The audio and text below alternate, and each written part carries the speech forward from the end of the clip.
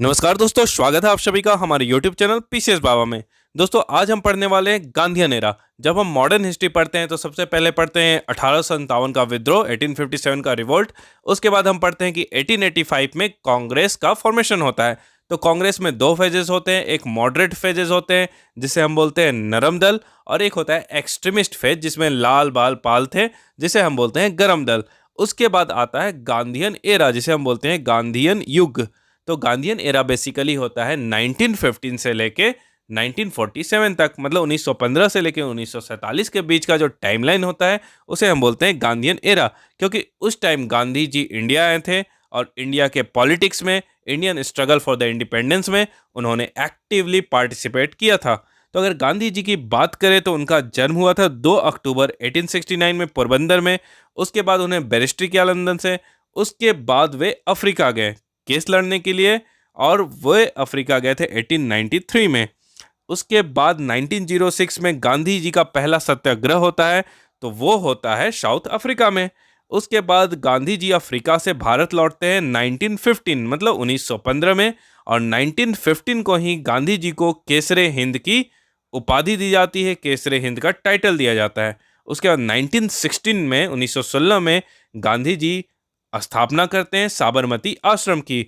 उसके एक साल बाद 1917 में वे एक्टिवली पार्टिसिपेट करते हैं इंडियन पॉलिटी में, और वे पार्ट करते हैं चंपारण सत्याग्रह लॉन्च करते हैं, जो कि बिहार में लॉन्च करते हैं। चंपारण सत्याग्रह को बोलते हैं हम फर्स्ट सिविल डिसओबीडियंस मूवमेंट। उसके बाद 1918 में वो पार्टिसिपेट करते हैं अहमदाबाद मिल स्ट्राइक में, जो कि फर्स्ट हंगर स्ट्राइक होता है, और ये प्लेग को लेके था, ठीक है। और जो चंपारण सत्याग्रह था वो था इंडिगो को लेके। उसके बाद तीसरा होता है उनका एक्सपेरिमेंट खेड़ा सत्याग्रह, जो 1918 में होता है, जिसमें वो एक्टिवली पार्टिसिपेट नहीं करते हैं, इनडायरेक्टली पार्टिसिपेट करते हैं, as a spiritual leader participate करते हैं, और उसमें मेन लीडर जो होते हैं वो होते हैं वल्लभ भाई पटेल। उसके बाद 1918 के बाद अगर हम बात करें तो 1919 में गांधी जी को बोला जाता है कि आप खिलाफत मूवमेंट को लीड करो। तो 1919 में खिलाफत मूवमेंट को लीड करते हैं। उसके बाद 1920 में वे लॉन्च करते हैं नन कॉपरेशन मूवमेंट, असहयोग आंदोलन। उसके बाद चौरी चौरा इंसिडेंट जो होता है 1922 में, 1922 में, तो 1922 में वे वापस ले लेते हैं नन कॉपरेशन मूवमेंट को। उसके बाद 1922 के बाद की बात करें तो 1924 में वे चेयरमैन बनते हैं कांग्रेस की अध्यक्षता करते हैं।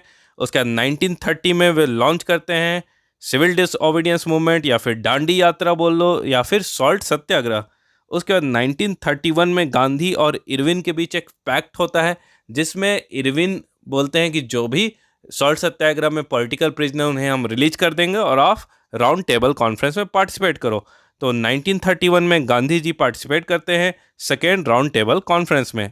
तो 1931 के बाद अगर हम बात करें तो 1932 में पूना पैक्ट होता है, जो कि होता है महात्मा गांधी और बी आर अम्बेडकर को लेके, ठीक है। उसके बाद 1932 में ही गांधी जी अखिल भारतीय हरिजन संघ की स्थापना करते हैं, जिसमें वो जो लोअर क्लास था अनटचेबल को बोलते हैं कि आप हरिजन हो। उसके बाद 1942 में गांधी जी लॉन्च करते हैं भारत छोड़ो आंदोलन, या फिर क्विट इंडिया मूवमेंट, और उसके बाद 1947 में देश आज़ाद होता है। उसके बाद 30 जनवरी 1948 को गांधी जी की हत्या कर दी जाती है गोली मार के, जो कि करते हैं नाथूराम गोडसे। तो इसी के साथ आज हमारा ख़त्म हो गया पूरा का पूरा गांधीयन एरा। आपके जितने भी एग्जामिनेशन हैं उनमें कहीं ना कहीं इससे क्वेश्चन रहेंगे, तो इसको 2-3 बार देख लो और रिवाइज कर लो और क्वेश्चन सेट लगा लो। मिलते हैं नेक्स्ट वीडियो।